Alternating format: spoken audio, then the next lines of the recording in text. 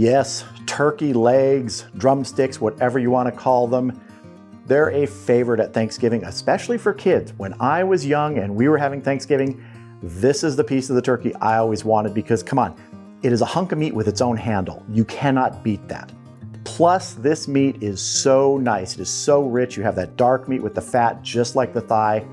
And we're going to be doing a simple preparation of this to get it ready for the grill tomorrow, and that is brining. Now, this really only needs about 4 hours of brining. You can do less than that if you need to, but I've got overnight, so I'm going to let it brine overnight, and we're going to be making a very simple, just sort of classic brine solution. So let's get to that.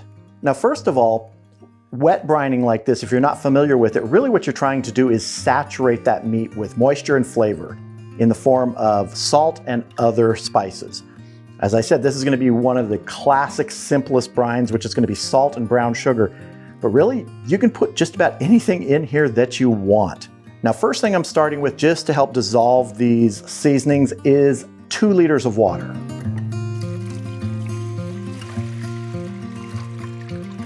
And you want this to be cold water. I'm going to put a 1/2 cup of brown sugar in here and 1/2 cup of kosher salt. And I'm just going to mix this together to help it start dissolving. Now let's get our turkey legs in here.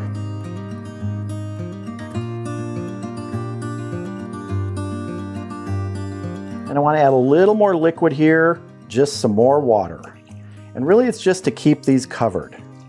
If you feel you need to, you can put like a plate in there to hold these down, but these are staying submerged, so I think we're good. Now I'm going to put the lid on this and I'm going to put it in the refrigerator overnight. If you were doing it for, say, 4 hours, just put a lid on it, put it in the refrigerator for 4 hours. Do keep it chilled. You can't just leave this sitting out on the counter. This is poultry. It does not like those warmer temperatures. You want to keep it cold. You could even throw some ice in here right now to really chill it down. But these turkey legs were super cold coming right out of the refrigerator, so we're good. And tomorrow, after these have been brined, I'm going to dry them off and we're going to hit these with a great seasoning. So I'll see you then. Now our turkey legs have been brining overnight, and before we get to them, what I'm going to do is get a basting sauce made. And this is going to be a barbecue butter sauce. So in this container right here, I've got a stick of butter. And to this, we're just going to add 1/4 cup of your favorite barbecue sauce. I'm going to use a Kinder's garlic barbecue sauce. So like I said, maybe a 1/4 cup in here. I'm going to cover this with foil, and when we light the grill, this is just going to sit there as it comes to temp, and it's going to melt and meld all together. And this is what we're going to baste our turkey legs with today when they're on the grill. So here are our turkey legs out of the brine. Rinsed them quickly in cool water, patted them dry. They don't need to be super, super dry because we want a little bit of moisture for the rub to adhere to. So let's go ahead and get these rubbed up. And I'm just going to use a bowl here to kind of keep the mess to a minimum. Now once we've got them all rubbed up, I'm going to put them on a rack in a baking tray and put it back in the refrigerator just to kind of hang out for a little bit while we get the kettle going outside. Now the rub I'm going to be using today is the original rub from Postal Barbecue. Really, really good rub. You can use anything you want here. This is about making it your own flavors. You could just use salt and pepper if you want. I'm just going to start giving everybody a good coating here. And everybody can roll around and share the seasoning. If your turkey skin was really dry and you didn't have enough moisture really to adhere to the rub, you could give it a spray of some canola oil or just a light brushing of oil. You could even use some butter. Just rub some butter on the skin. Make sure we want everybody good coating here. We've already got that great flavor assistance from the brine. And the turkey legs already have a great flavor because of the dark meat and the fat there. All right, let's get these on the rack.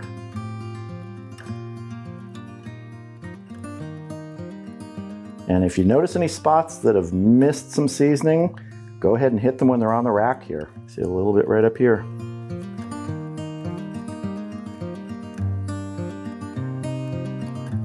All right, these are gonna go in the refrigerator and just hang out until the kettle comes to temp.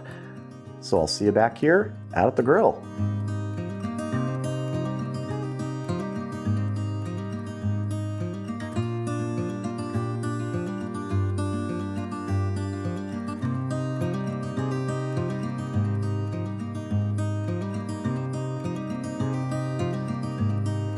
All right, we have the SnS Grills Kettle up to temp. I'm gonna be running between 275 and 300 today. I have water in the reservoir, some foil in there to catch some drips, and I've got a piece of cherry wood on there. So let's go ahead and get our turkey legs on and our barbecue butter off.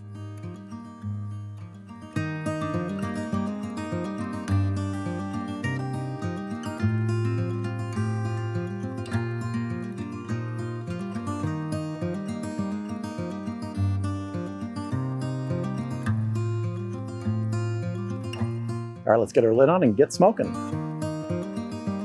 Now, I'm not running any internal temperature probes today or any ambient probes. The lid thermometer on the SnS Grills Kettle works really well. I'll adjust my vents as necessary to keep us in that 275 to 300 range. The ultimate internal temperature I want for these legs is about 175 internal. If it goes past that a bit, no problem. These legs can handle that. We're just gonna let this go, and in about 30 minutes, we'll check it and decide then if we need to start basting.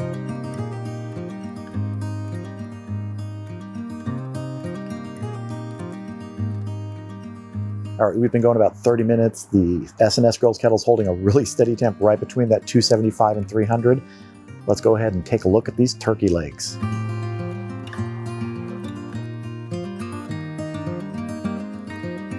Let's go ahead and just get a quick reference temperature here.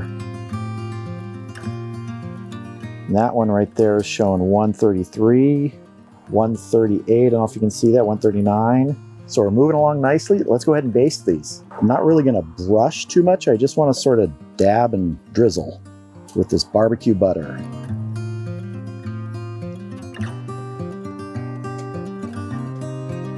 This is for a little bit of extra flavor on here. We're not gonna worry about turning these today, so we're not gonna put this on the other side, but that'll be fine. All right, let's get our lid back on. We're gonna check these in about 20 or 30 minutes. All right, our turkey legs have been going another 30 minutes. Let's check the temp.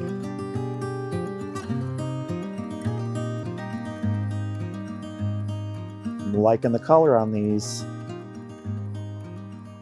See, that's showing 150 right there. Let's check this guy at the end. That one, I don't know if you can see that, that's showing 152. So we've got about 25 degrees to go. Might be another half hour, 45 minutes or so. I'm gonna close this up and we'll check these again in another half hour. All right, we've been going a total of 90 minutes now. Let's go ahead and check our turkey legs.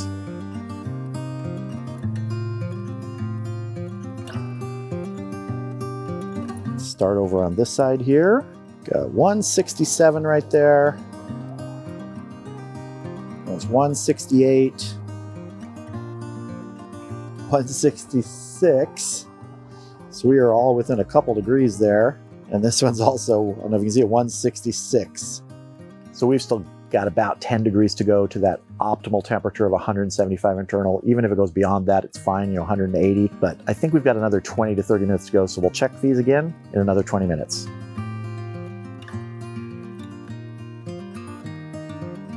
All right, we are going just shy of 2 hours right now. I let it go a little beyond 20 minutes. So let's check our turkey legs.